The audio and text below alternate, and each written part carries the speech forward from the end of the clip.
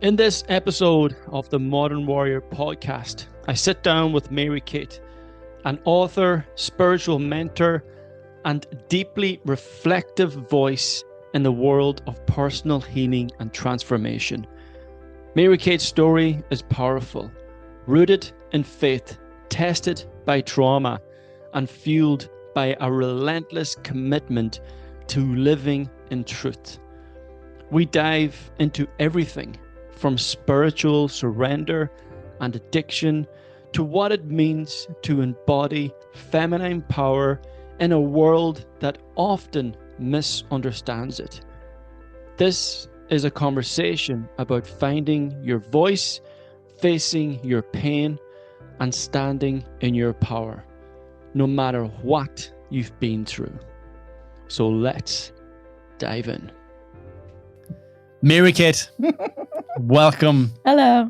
Welcome on to the Modern Warrior podcast. It is a delight to have you here. Thank you for inviting me. Yes, we connected earlier on this year, I believe, where you ran the Shite to Light. Fucking love that name.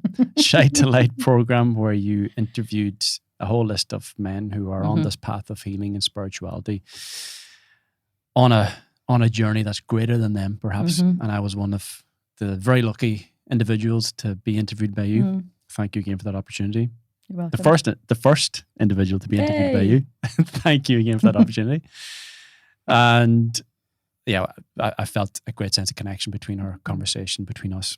And I wanted to dive deeper into this and invite you onto this podcast and explore this connection, but also explore the connection that you have found within yourself, because I see you as a very unique and special individual, and any of you listening will come to realize what I mean by that as we go through this conversation.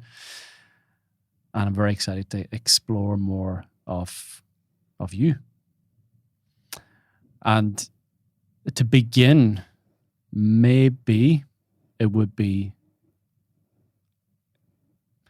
a good place to go is to revisit those foundations on which Mary Kate was perhaps built in this lifetime. And perhaps talk to us about some of the complexities, complications, experiences in your earlier life that formed this life. Again, it's out of our control, as we both understand. Some people are not going to get this. That formed this life that you now live. Very, very incredible being that you are, and very incredible work that you do. So it brings back. Where do I begin? You go where you feel is necessary. Where you feel it. Firstly, you're probably going to see that there are many characters that come out of me, and they are spontaneous.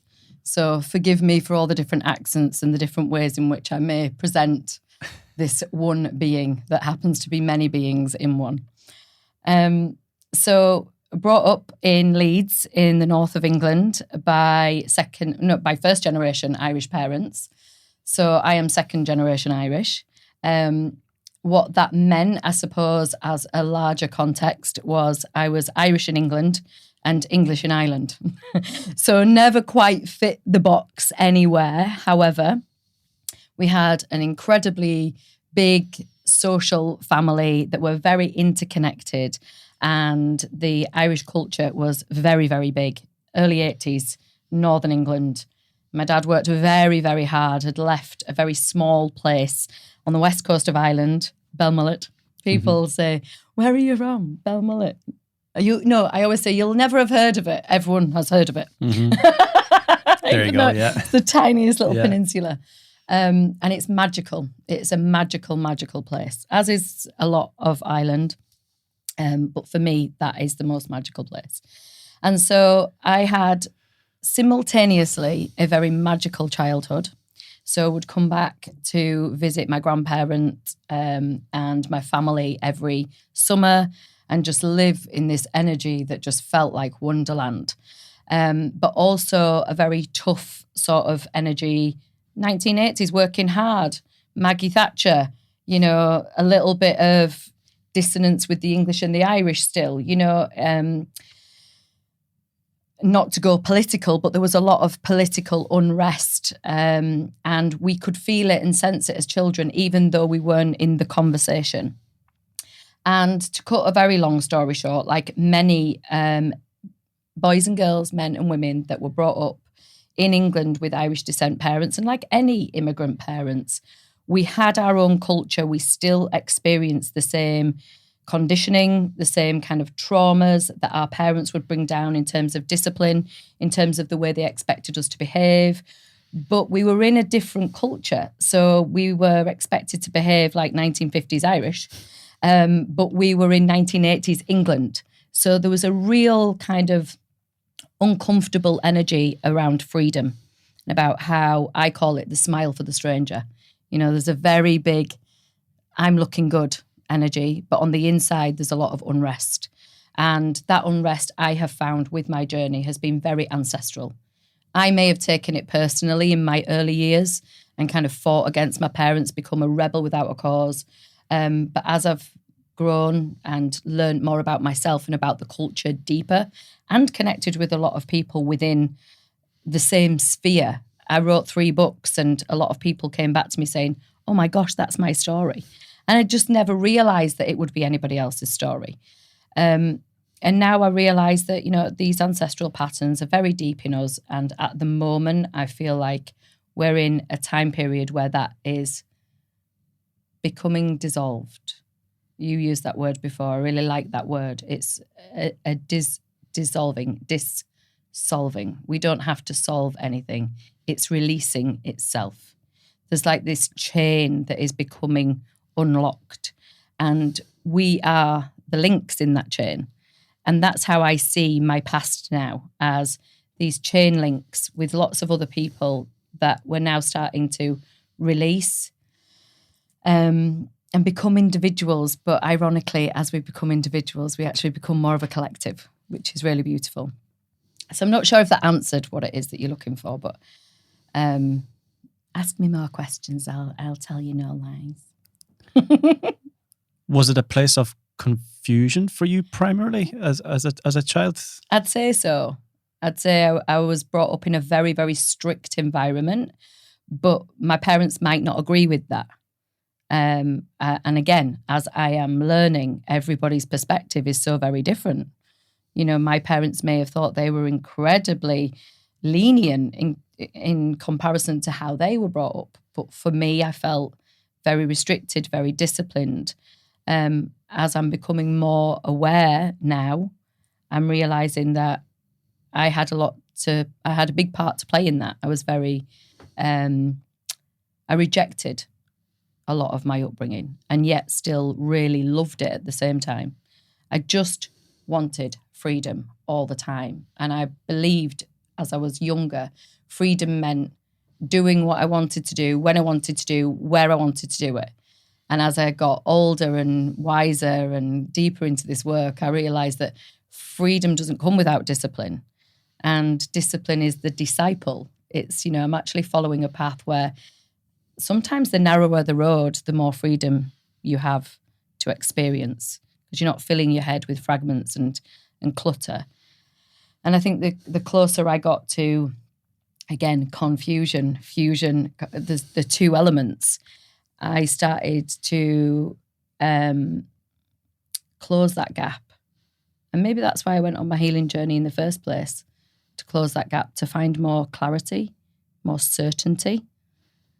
I could feel, I had a very, very strong sense of feeling. I could see people. I could see colours, auras, shapes, nervous systems. But I sounded like a loony. And so I made it into stories. Went to university, studied psychology, sociology, and brought in some religion in there as well, and management and business, and always felt this kind of, I'll speak a bit astrologically. Go for it. We're going to go here now, so you may as well bring us. This Capricorn energy that's very, very strong, focused, ambitious, moving forward linearly up the mountain. You know, I'm taking myself to the top. And this very, very different energy that's quite a Pisces energy that is, I'm just everything and anything and rainbows and magical unicorns, and they just didn't fit with each other.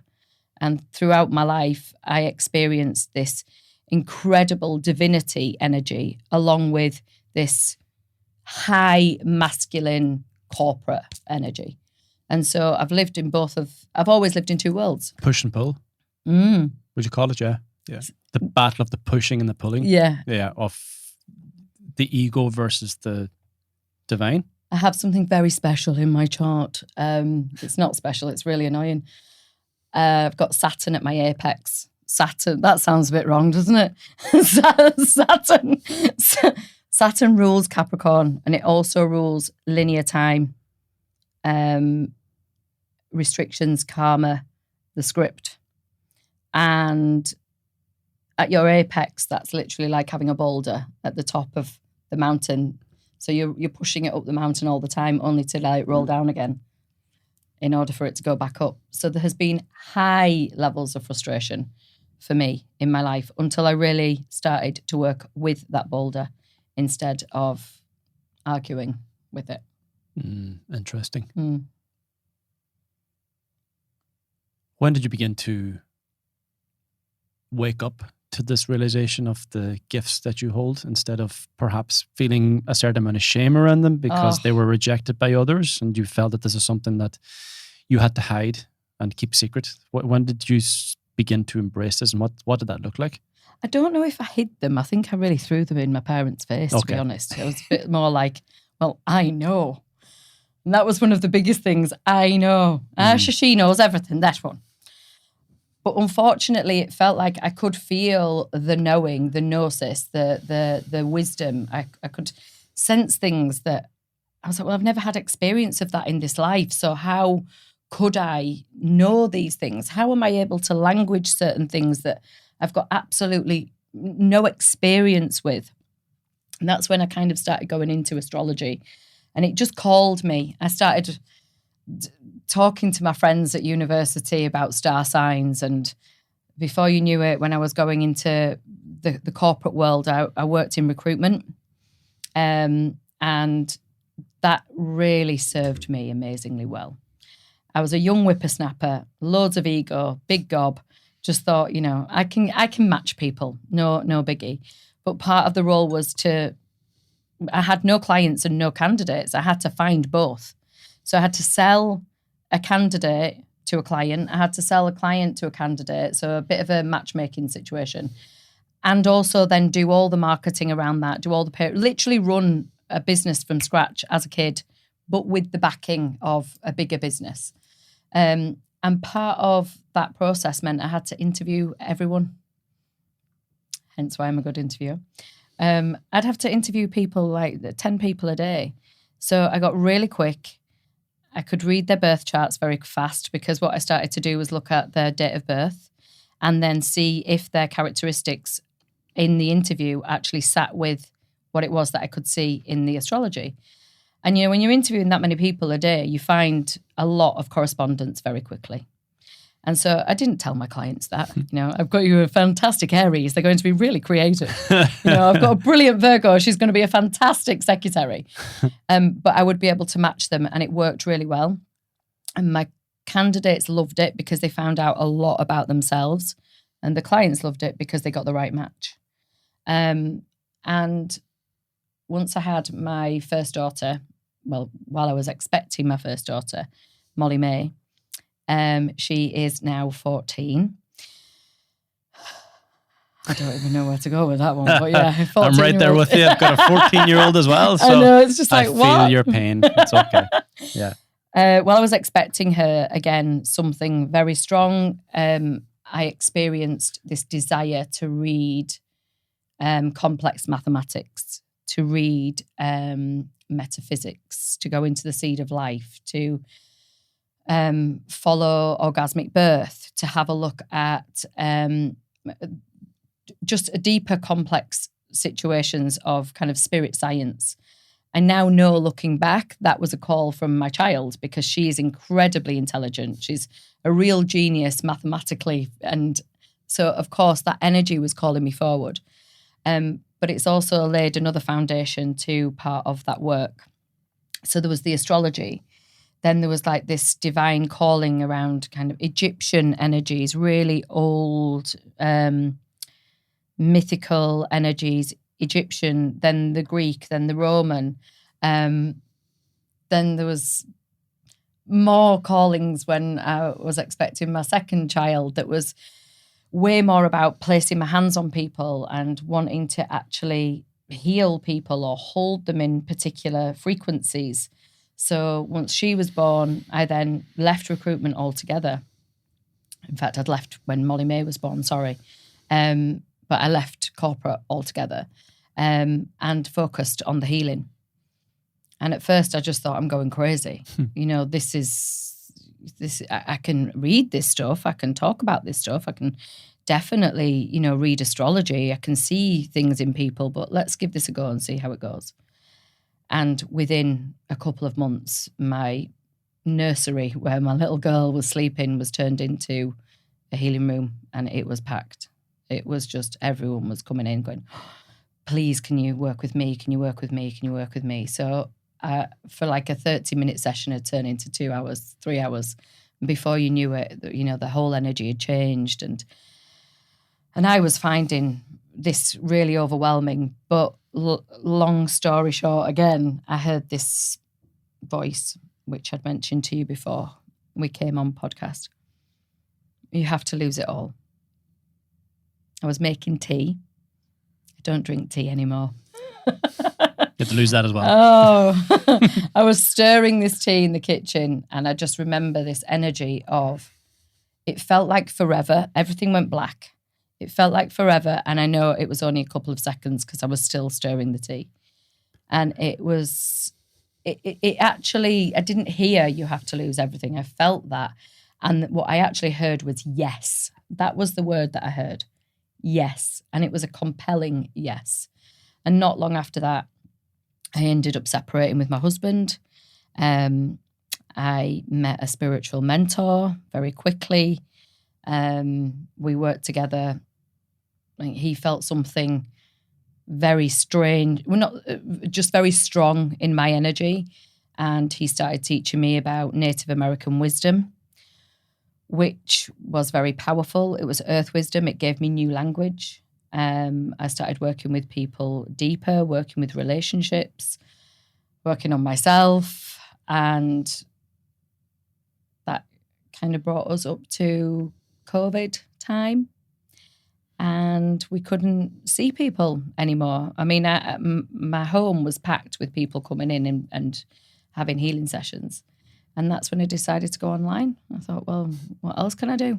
So I started speaking about what it was that I was doing online, set up a private group on Facebook, became incredibly popular very quickly, had a really amazing community of women around the world that wanted to learn what was happening. I set up the Sunday service, which essentially I had nowhere to go on a Sunday. So I decided to do my own mess, which was great crack. Some tunes, a little bit of crack, whatever was happening astrologically that week. And then on the back of that, you know, grew a massive client base around the world because everyone wanted to learn their astrology, what was happening.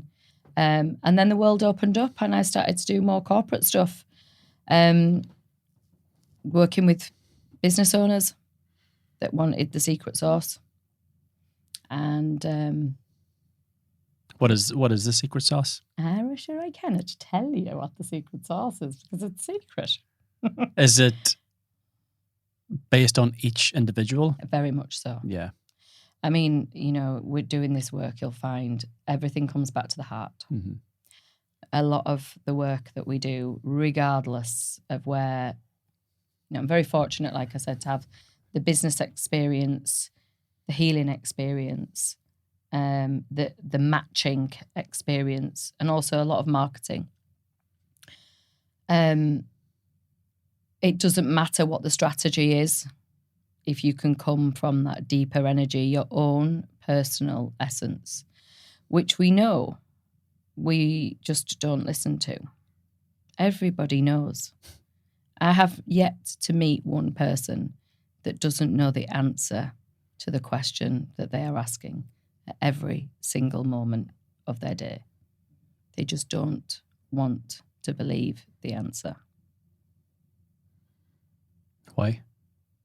Because it hurts too much to change. The truth will piss you off before it sets you free. Absolutely. And if you ain't pissed off, it isn't the truth. That's usually what happens. So when I learned that, I actively got myself pissed off. I heard the voice again. Time to lose.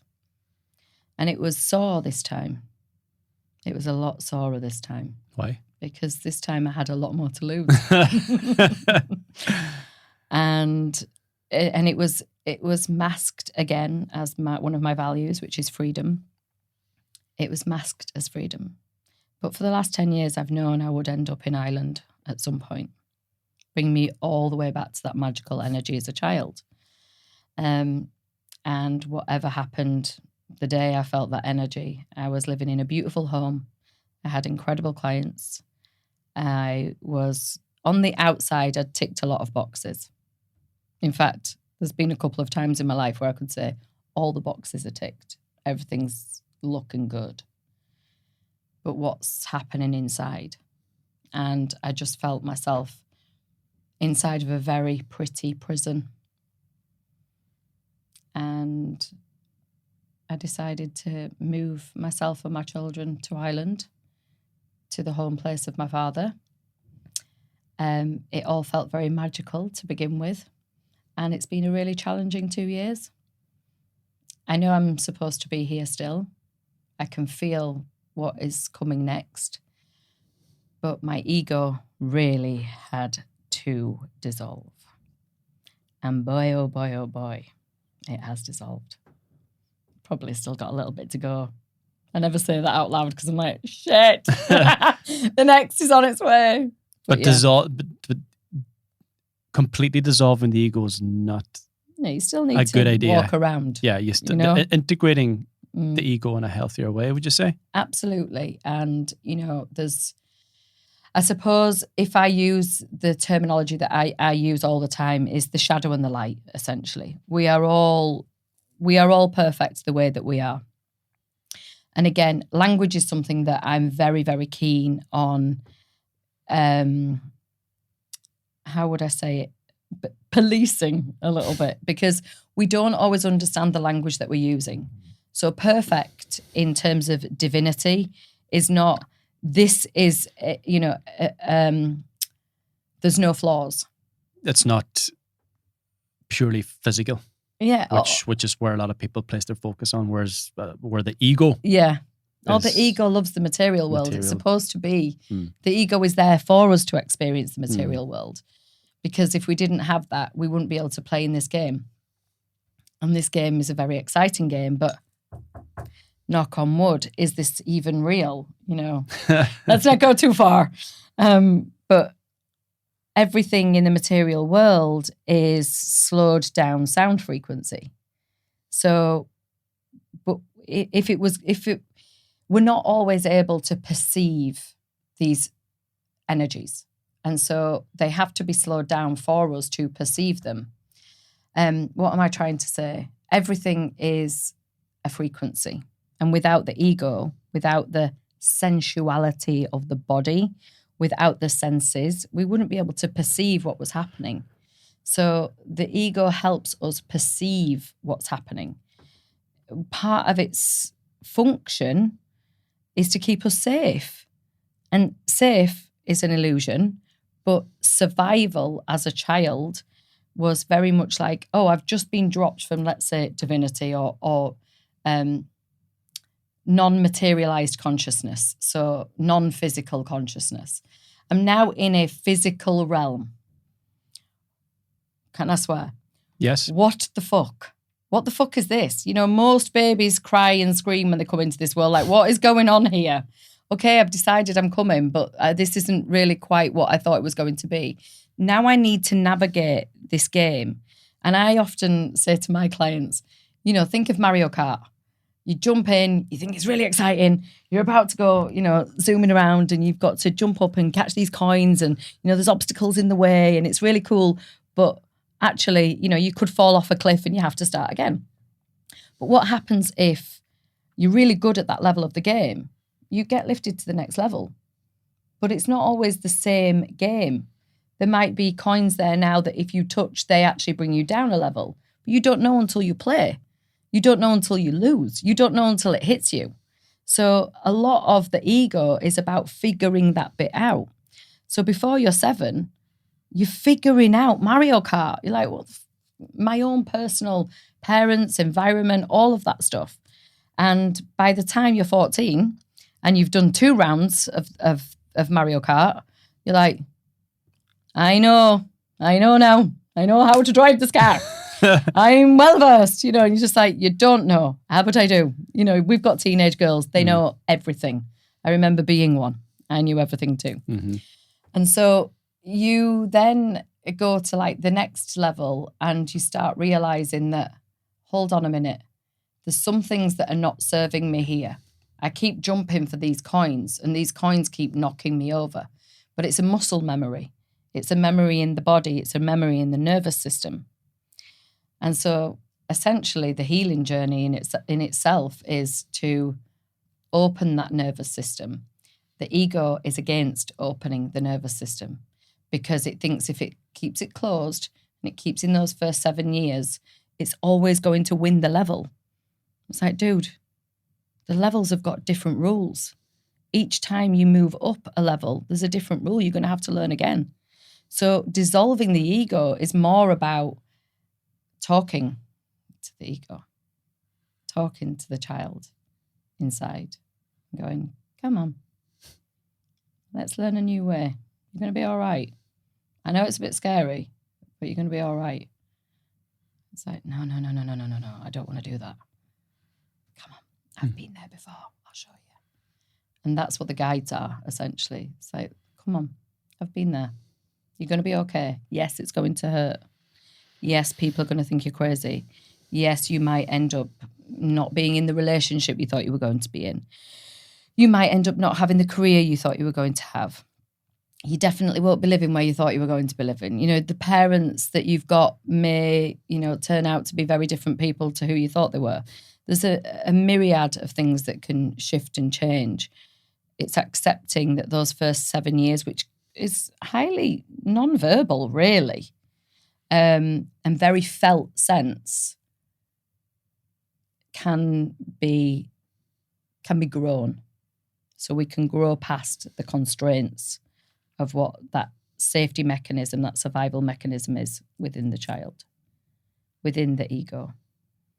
And we're all returning back to divinity anyway. So essentially it's going from that conditioning to a new level of conditioning, which always starts with the nervous system, because that's our electrical circuit in the body.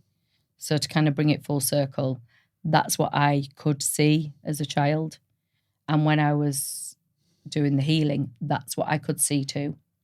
I could see pictures, songs, energies. I didn't know how. It was just coming. And the wisdom work that I've done around that was to support that rather than to create that, which I think when you said, you were hiding your gifts and the shame, there was shame around that. There was shame around me having that at all, that I was very different and that I didn't belong. But the more I learned about esoteric wisdom, the more I learned about physiology of the body and the mind and unseen energies, the more I was just like, this is a magical child that needs to be supported. Go back to your first 7 years. How were you? Rainbows and unicorns were real. Gavin, I was galloping around on unicorns in my mind. And now I live on Ireland, where there's rainbows all the time because there's rain all the time.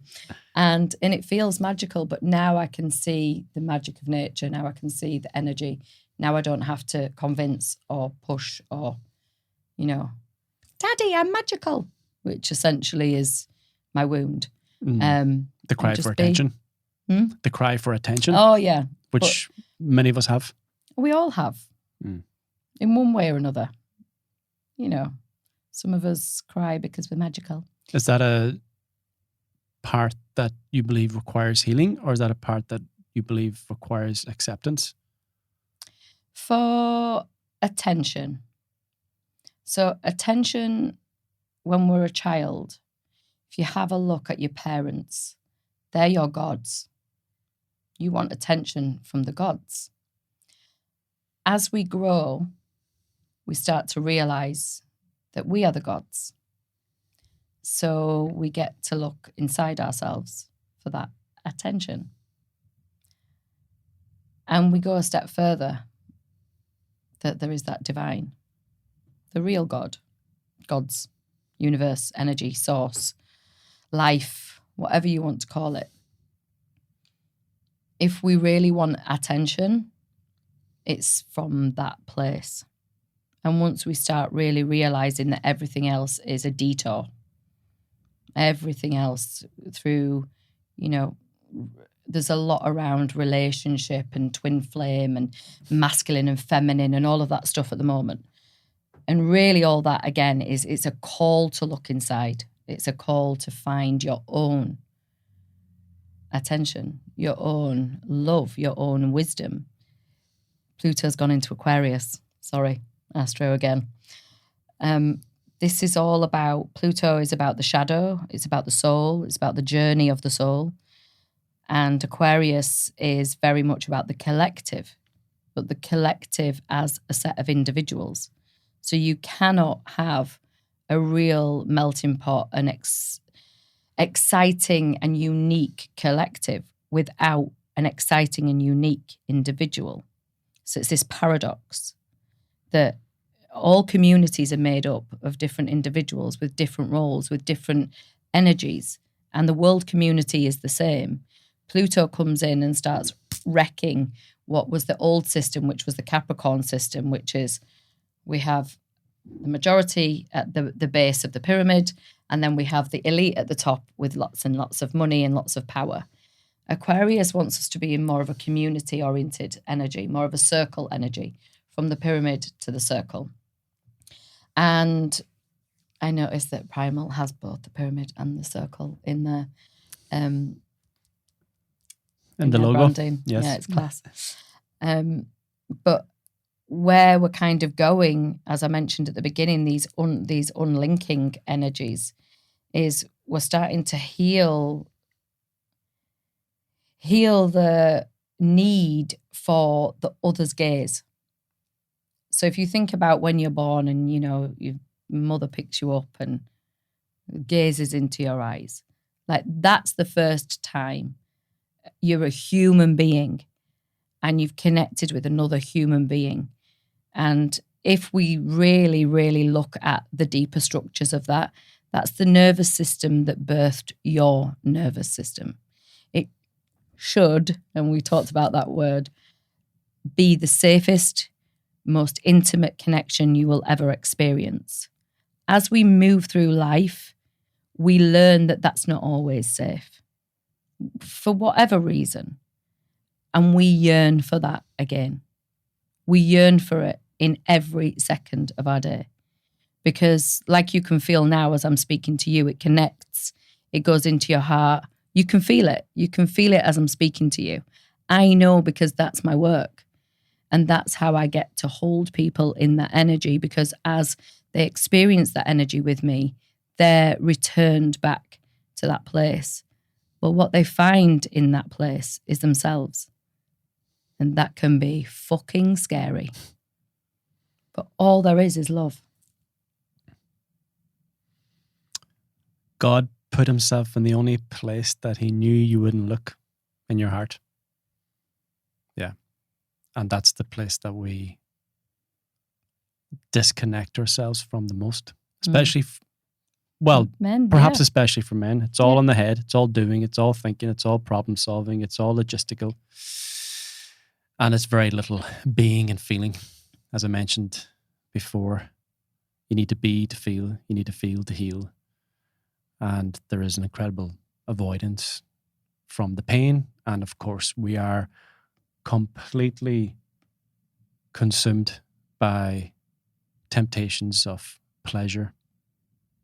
Your phone, pleasure. What's on that phone, more pleasure. The access to sugar, alcohol, drugs at the moment, it's right there within in your pocket every single day, and completely dissolves the opportunity for you to find what it is you're actually looking for, which can only be found within and in the heart. And it's a journey I'm on, as you're aware of, is returning back to the heart, returning back to source. And that is a beautiful yet difficult place to go, because the ego still wants to, I'll speak about myself at the moment, like the ego still wants to pull me away into temptation, into distractions, into pleasure, into more work, into more training, whatever. Just, hey, run the fuck away from yourself, because you don't want to know this. What are you going to find? Don't want to know this. That's stick to the story that you know, because what you know is where you feel familiar, where you feel safe. But we get stuck in safety, and that stuckness can come through addictions, work addiction. I've been there. Porn addiction. I've been there. Alcoholism. Been there. Even still running away from myself into healthy outlets. The gym, the sauna, the sea. Yeah, I'm fucking doing great. Climbing mountains. Yeah, I'm fucking, look at me, Mr. Healthy. I'm fucking, I'm in the best place ever. It's like, yeah, but you're still so far away from where you need to be. And where you need to be is to be. And it's been the practice now of creating space to just fucking be. And it's difficult, but it's a practice of discipline. It's a practice of realizing that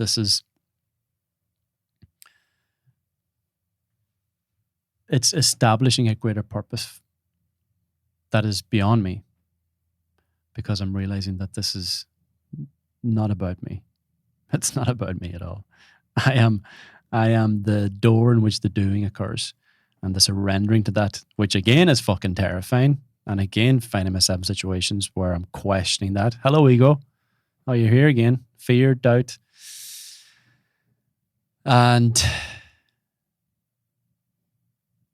I can empathize and I can sympathize with individuals who find themselves in places where they're confused and feel stuck. Or addicted to these substances. And if you even mentioned the word God to me even 2 years ago, I would have said, fucking bullshit. I mean, we're just here. We die and that's it. Fucking enjoy your life. But that was a resistance that I needed to work through in order to surrender to the truth. And again, the truth will fucking piss you off until it sets you free. And that's still a process. And that process will go on and on and on. So I appreciate that. And I'm quite curious though with the planets and the cosmos and how you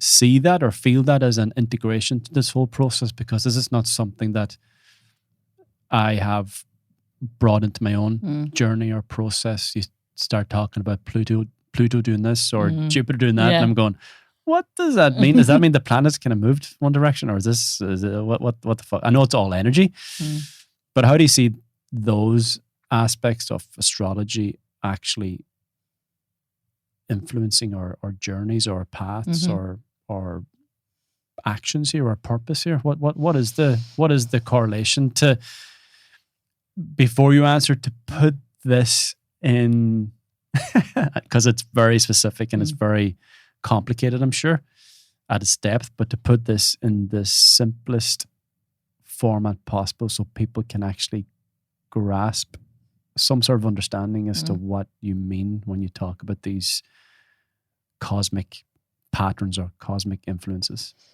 Well, the most simple way to put it is if it's raining, you'd wear a coat or use an umbrella, or you wouldn't go out at all, but you'd see that it was raining. So you'd make a choice about how you would respond to the weather. Well, it's no different with astrological energy, because like I said at the beginning, there is the seen and the unseen. We have apparatus, these physical apparatus that is like any radio can pick up, a certain number of stations or within a frequency. It can't pick up anything outside of its frequency unless we create a radio that can. And, we have got incredible geniuses that can do that. We can hear things, out in space with the Hubble telescope and all of this stuff. So the physical apparatus that we have, we can only see a certain set of dimensions, but we can certainly feel more dimensions. So again, bring it back to my rainbows.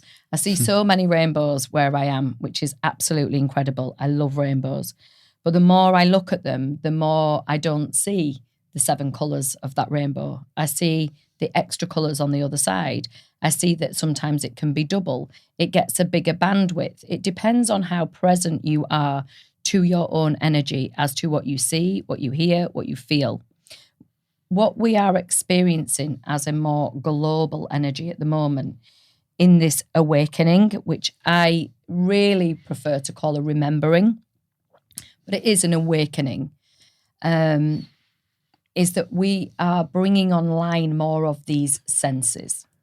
So it's not to say that we couldn't feel the rain, the sunshine, the different, vibrational energies that come from the planetary experience, but we're now able to actually identify when certain things are happening, and we can correlate them to experiences in our mind, our body, our healing, collectively and individually. So the planets have got two, for me anyway, they've got two sort of natural energies. One is to deliver light. Now, shite to light. We are all light. Light is all there is. God is light. The sages say that the teachers of our past say we are only light. We are light, but we are held in a vessel that allows us to experience the dark so that we can return to the light. So essentially the planets, it's like a pinball game for me. I see this light coming and hitting certain planets, and then as it hits a certain planet, it picks up their kind of energy, their sound frequency, their light frequency, and then hits the next planet, and it creates a tension there, or it creates an easy flow of energy there. And before you know it, it hits the moon and it hits Earth and it hits us. Because let's face it, if there's no such thing as time, there's no such thing as space, there's no such thing as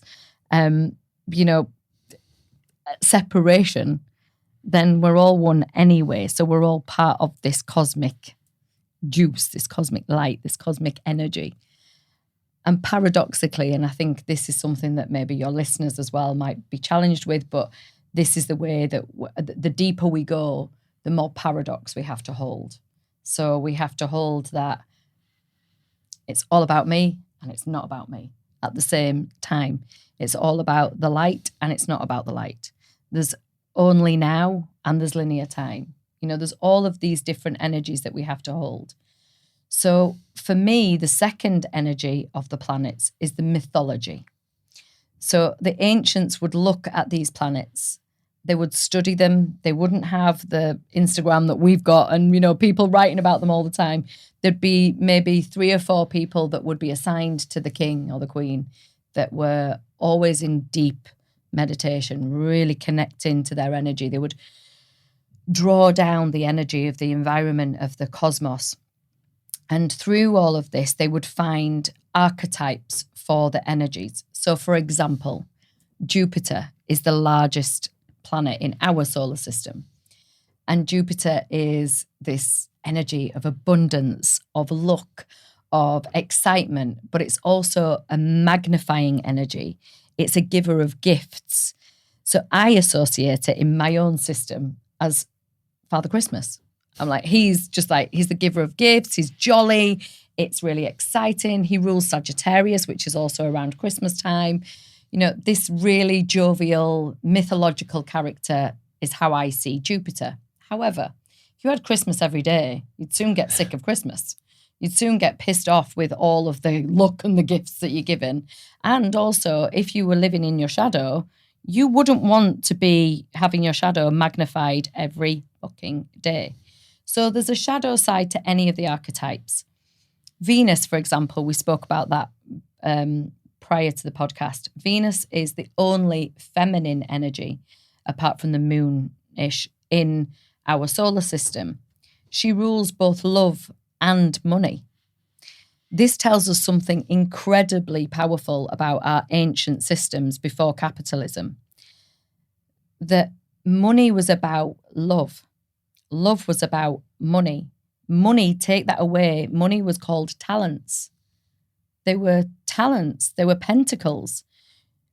Well, if I'm in my talent, if I'm in my heart energy, if I'm in love, if I'm sharing and giving and receiving and in gratitude and moving through my heart energy, I'll never have to worry about money because I'm in the energy of abundance.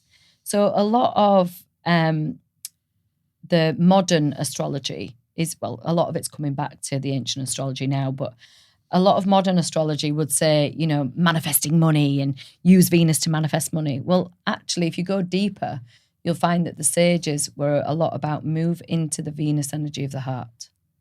Move into what you love and you value. When you work from what you love and you value, you'll never work because it's a joy, it's a pleasure. And as you move into the pleasure, not the pleasure of scrolling or the pleasure of porn or the pleasure of alcohol or the pleasure of distraction, the pleasure of purpose, the pleasure of connection to yourself, to your heart, then abundance naturally flows. And that may well be financial abundance, but a lot of the time it's resources. So the access to resources, and that might be through friends, that might be through, connections. You might just get what you need and it's a cup of coffee that morning because you've forgotten your wallet and somebody ends up buying it for you. That's just as powerful an abundance as, working hard all year to make whatever it is, your 6 figures or however you want to create. Venus is very much about the heart. So when we have a look at all of the planets lined up, you'll see that each one of them rules a very specific part of the human experience. And when we work with them as archetypes, they can become guides. And when we look at them mathematically and their configurations, we can actually see that their influence is like the weather, but it's on our psychology. And our psychology is primarily what is moving us forward in evolution right now. We're no longer cavemen and women, although we may have some of the biology left over. But our minds, our brains are growing rapidly. And this distraction you've talked about with social media, it is there on purpose. It is there as a distraction. What does that mean? Traction, moving forward, I want to disallow your movement forward. So keep moving off track. When actually, if we focus and get into clarity, we do that through moving into the heart, which essentially is very confusing, particularly for men first.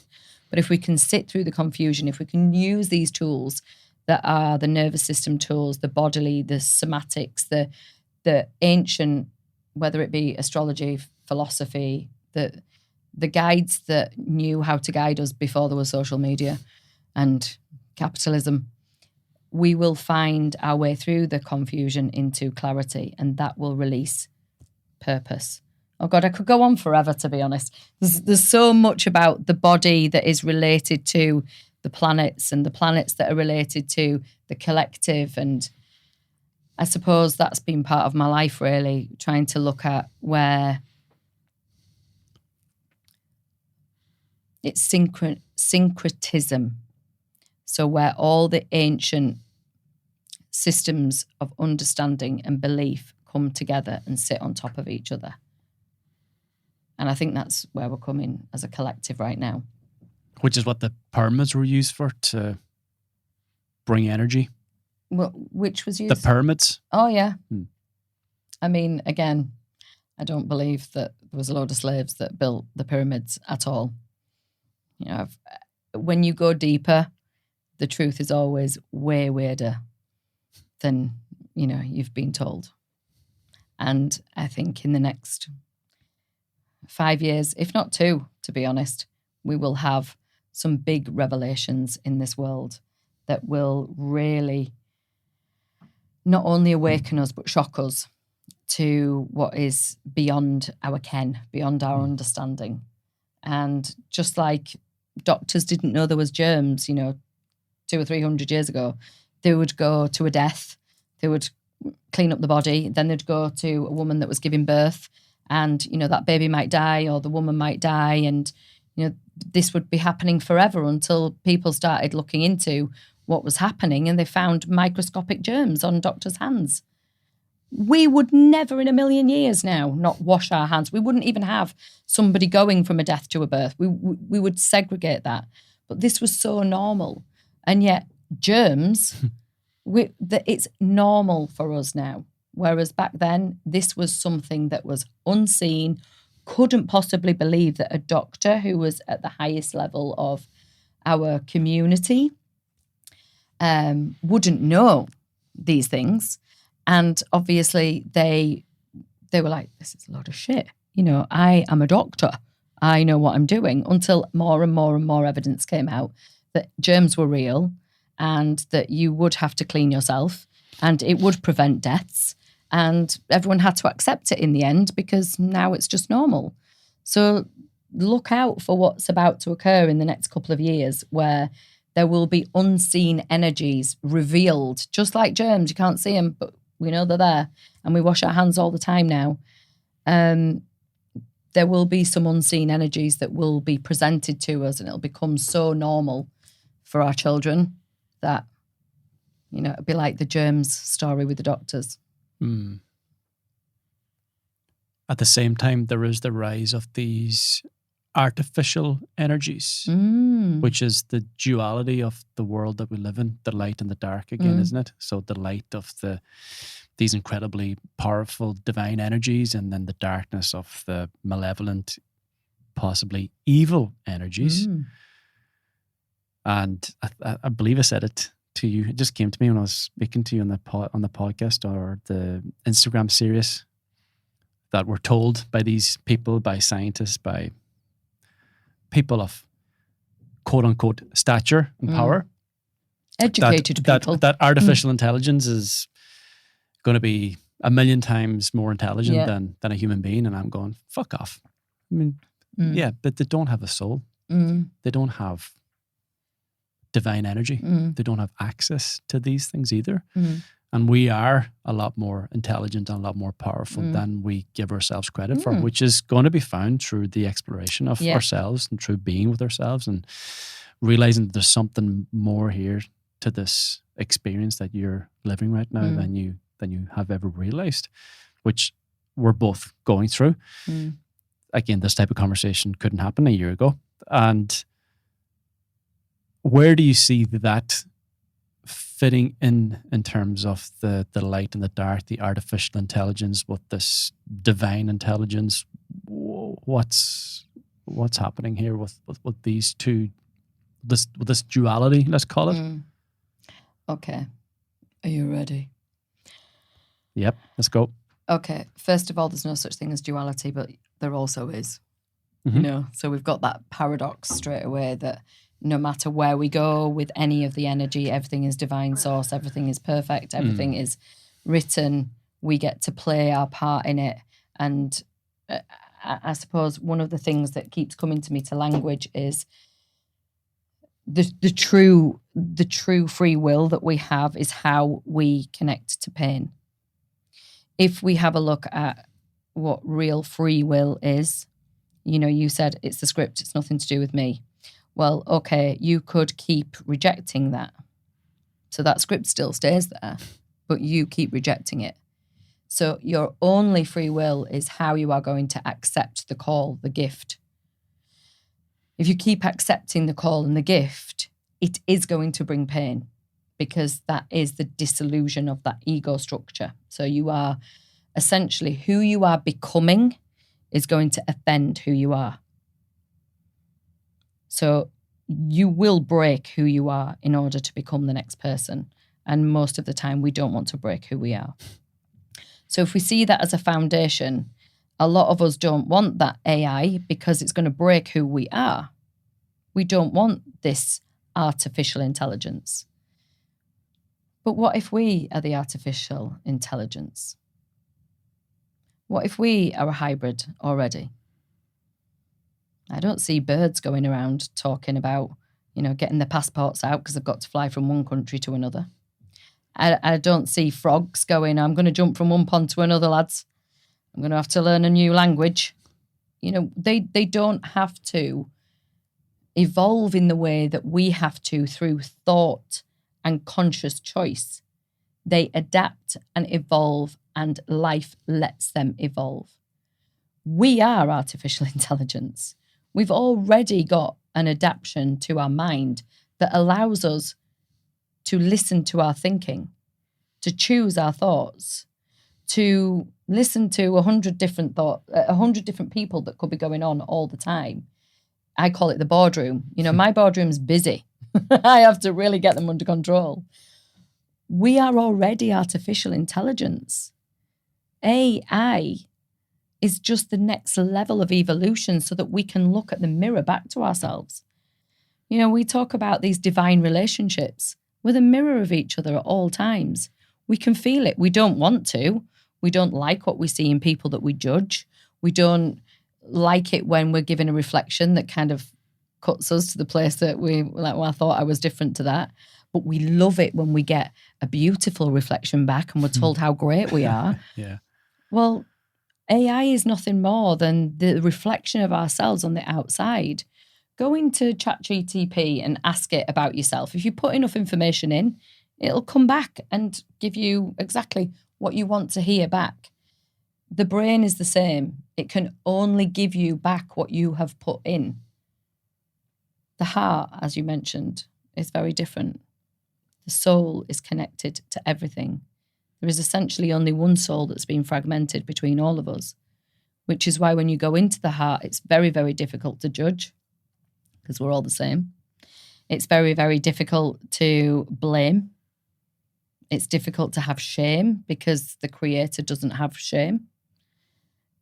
And I think what we're going to find, like any evolutionary process, is it's going to really upset who we are first before we adapt, change and grow and integrate. That might take 10, 20, 30 years. It could take 100 years. Who knows? But it feels rapid at the moment, and it feels like sometimes we're not asking the wrong questions, but we don't really understand the question that we're asking. And I heard something recently, Elon Musk, who is, again, one of these characters that you don't know whether is he on one side or the other side, or does it fucking matter what side he's on if it's all perfect and it's all written anyway.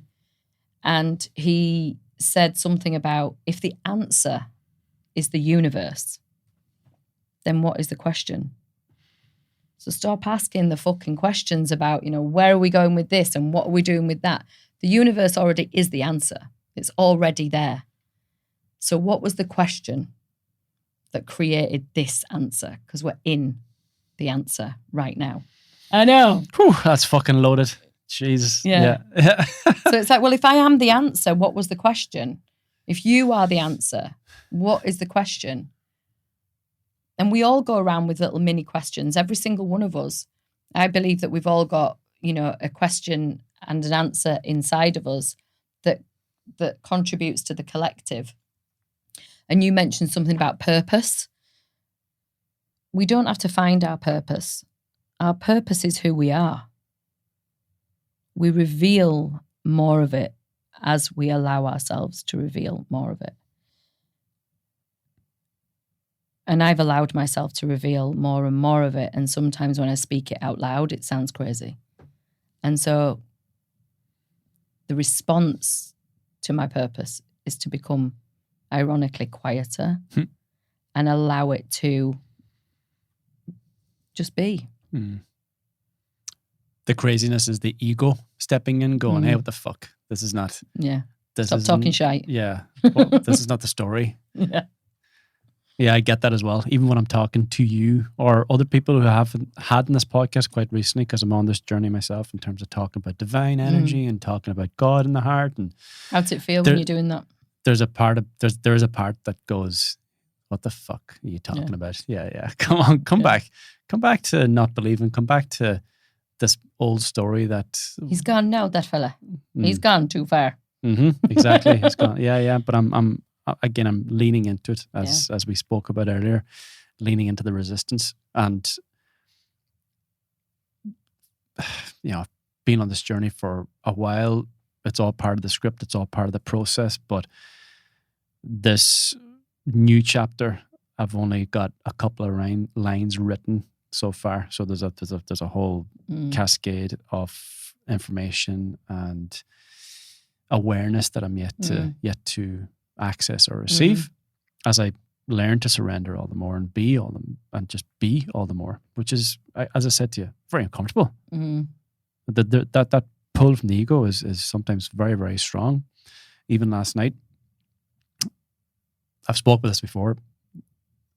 I was staying in a hotel room, and in a hotel room that's where my demons come out of the shadows, so to speak. And the porn use would be amplified in those situations because it would provoke the feelings of loneliness that I felt as a child, or the sense of abandonment that was associated with. Last night, I was very much at peace. And I say, okay, this is progress. Yeah. And I slept all night. And that's been a process for quite some time in terms of the resistance feeling a little bit easier to handle over time. Porn has been dissolving in my life, or that part of my life has been dissolving in the last 3 years, I'd say. But the temptations and that pull has still been quite intense. Yeah. Even last night, I was like, no, it's okay, because to go there is not part of my purpose. It's going to dissolve an energy that's required for this purpose. It's going to dissolve an energy that I want to bring to this conversation today with you, with this connection, with whoever I'm engaging with. And that comes through the experience of actually allowing the ego to take over and wasting that energy through. Now, that's a judgment. I understand that's a judgment of shame, perhaps in the past, that I would have felt in terms of wasting this energy through a porn site, through ejaculation, and then not having that energy then to create something more significant that's part of a greater purpose. So that's come to be as I am learning to be. And quite a recent realization as well was, somebody asked me this on Instagram, actually today, about how do you embrace your feminine? And the feminine was something that I rejected for a long time, because that feminine energy was fucking attacked by bullies and by society as a child. And I said, okay, that shit, I can't display this. I cannot be this sensitive child, because that sensitive child is going to get fucking hurt. So I pushed that part of myself away for a long time, and now I'm bringing it back out of the darkness and using that as a light for other men to step forward, because you may have your own interpretations about this, but the sensitivity is what actually allows me to connect with these individuals on a deep level. I can feel you. I am sensitive to your energy. I can feel it. And somebody breaks down, somebody starts crying, like the weekend, and I feel you right now. And that's incredibly powerful. Yes, exactly. But I had to create that safety within me first. Correct. So all the childhood wounds, there's still some wounds there, of course, but the childhood wounds that are associated with that experience where I was the sensitive child who was attacked, who didn't fit in because I wasn't meant to fit in. It's all part of the process, is now having the courage to bring that back out and say, hey, it's okay. Little child, it's okay. This is who you are, and it's okay to be who you are. These individuals just simply don't understand it, or you actually threaten these other children with your sensitivity, with your whatever you want to call it. You're more awake or whatever else. My teacher would have used that term with us at the retreat quite recently, is that you didn't fit in because you were more awake than others in society. So it's like, oh, wow, that's interesting. And through that, I began to explore the sensitivity, and it's like, okay. And that's one part. There's many other parts, of course, as you know. It's like, okay, here's one part. I'll bring this back out. Oh no, where's the next part? Okay, bring this back out. So it's again finding myself again, going back to that truer version of who I was before that was taken away by society, by judgment and shame that were associated with the reactions of the people that I was looking up to as a child in order to fit in, be accepted, be loved. And their love means more to me than the love I have for myself. It's like, no, it's time to flip it around. So, yeah, I don't know where I was going with that. But it's beautiful to hear. I think the reflection is, we had the conversation on Waking the Warrior. Part of my call to create that was through seeing men in that situation, that they've got this incredible power inside of them, this incredible sensitivity that they have been told is weak. And actually, it's far from weak. It's actually where their power lies. And I've seen it time and time again, as you will have in your work, that when men come face to face with that part of themselves, it can be incredibly, it's life-shattering, because on one hand, the masculine has to be the protector, the provider, the one that, is the leader, the one that is strong and steel, the wall, the warrior, the one that goes out into the world and protects the feminine energy, or at least that's the archetype. But what they've actually not done is protected the feminine inside of themselves. In fact, they've shut her down. They've shut it away, that sensitivity, that chaos, that void, that magnificence, that magical child has been shut down. So how can you truly protect that which you do not understand? And I find that a lot in my work when I give them the feminine as a reflection. It's, fuck, if I go into this little child energy, I've got no fucking power at all. I can't protect this magnificent woman with a womb who is able to birth, humans through her, and she's got this incredible amount of cosmic, mysterious energy, because that's essentially how the masculine archetypally sees and feels the feminine. So they become very afraid of it, and they become afraid of that inside of themselves, because if that's inside of me, how do I control it? And so as you're experiencing, it's allowing yourself to lose control of managing the sensitivity inside of you, managing the sensitivity outside of you, and allowing a space that is protective and powerful enough for that sensitivity, for that inner feminine to come forth shyly, maybe at first, in rage, in power, in tears, in hurt, in whatever way it wants to come, that it's not going to be judged. And as you allow that to come up and out in yourself, as you have experienced, you literally, your muscles get filled with a new elixir. You actually fill your body with this Kundalini energy that is like, it's just honey, and it becomes magnetic. You know, if you really want to be a divine masculine and hold a divine feminine in your energy, you need to be doing this work, because that's what actually attracts and holds, and it's the magnet, it's the gold, it's the elixir in your body. And it's the same for the feminine. The feminine has left her masculine in the dark too. There's a lot of women that are men haters, or even if they're in partnership, they speak badly about their partner, or they don't revere the masculine, because they don't revere the masculine in themselves. In fact, what a lot of women have done, particularly in my generation anyway, is they've become more masculine. So now they think they're more masculine than the men that they're with, so they belittle them. And as they belittle them, what happens? Only that man feels more shame for his inner feminine. And we're now in a shame cycle.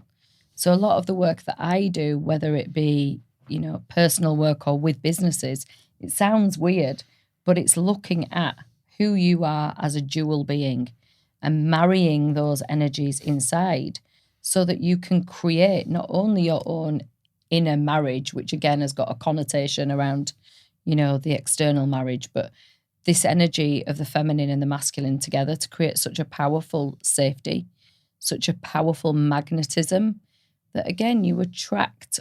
It's not even attract. You reveal who you are. You reveal the world around you. And those that are in the same energy as you will be revealed too. And that's when the real golden connections start happening and this elevation of energy starts happening. So I can see that in you when you're speaking. I can see when you're talking about the hotel room. I keep hitting the mic. I can see it when you're speaking, and I can see the scared self-soothing that needs to happen because I'm on my own. And again, it's a nervous system trigger, which once you learn how to regulate and open the nervous system to safety, which again is an illusion because which is brilliant because you can create that illusion, you then open yourself up to that safe space of which you're now seeing the measurable results of doing that work. I think a lot of men find it difficult to go through the process because they want the measurable results now. In the world of action, they can make things happen really quickly. Well, you try and open your nervous system really quickly. It ain't going to do it. It takes time. It takes patience. It takes surrender again and again and again. And, I accolade you for doing this work and for presenting it the way that you do to the audience that you do and standing by it. And again, I look at it as divine because without that scared little boy, you wouldn't be growing into this golden elixir of a man. I appreciate that. I appreciate you. Good. And the work you're doing and the connection and the energy here as well, as I'm sure you feel. Mm. I'm thinking, what is she feeling? What does it feel like? It feels as though we have known each other for quite some time. Mm. Yeah. And this is a very familiar place for me, to be speaking to you. So there's past lives here between us, and I feel very content and at home here with you. Yeah. Good. Mm. Yeah. What about you? Welcome home. What are you feeling? Content. Yeah. I feel like there's a lot of growth that gets to happen. I think that you've got a voice that gets to be heard. Mm-hmm. I feel that's a purpose. Mm. That is part of the purpose, which I'm stepping into all the more. Good. Mm-hmm. Or allowing it to be revealed. Exactly, yes. Mm. Mary Kate, thank you so much. You're welcome. Thank you. For this opportunity, conversation, connection, and for all that you are and all that you do. It's amazing. It's beautiful. And for anyone who wants to get in touch with you, reach out to you, feels a calling to connect, where is the best place they can find you? Let us all know. The best place is probably still my Instagram. As you mentioned, things are forming. I'm kind of going a little bit quiet at the moment. So I'm working with those that are really ready to step into their next level of awakening, that molten gold. And that can be in their personal life or in their business life. So marykate.medicine on Instagram is the first place to find me. But yeah, you might see a little bit of a change on there in the next few weeks. I'm intrigued. It's exciting. Thank you so much. You're Until welcome. next time. Thank you. Yeah. Namaste. Namaste. No, I'm going to stay. Brilliant. Thank you.